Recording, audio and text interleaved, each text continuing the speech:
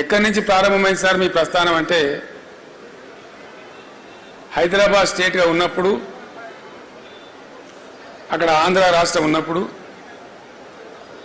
నిజాం రాజు పెట్టినటువంటి పాఠశాలలు ఉండేవి మన దగ్గర. మల్టీపర్పస్ హై స్కూల్స్ కావచ్చు, మరొకటి కావచ్చు. మర్కజీ స్కూల్ అని ఒకటి ఉండేది వరంగల్ టౌన్లో. ఆ మర్కజీ స్కూల్లో ఆయన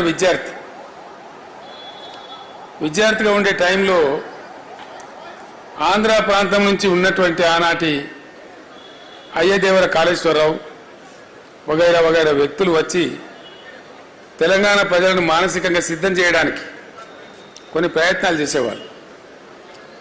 దానిలో భాగంగా ఆయన వచ్చి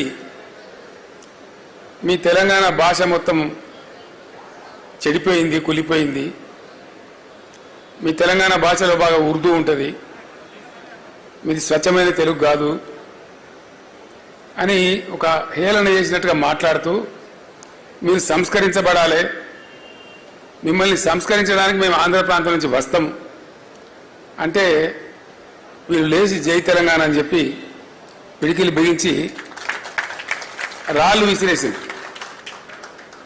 విసిరేస్తే మొట్టమొదటి లాఠీ చార్జ్ అక్కడ జరిగింది వరంగల్లో ఆ విద్యార్థుల మీద. అంతకుముందు కూడా ఖమ్మంలో కొంత జరిగింది, కానీ ఇది తెలంగాణ ఏర్పాటు అయిన తర్వాత ఖమ్మంలో జరిగింది.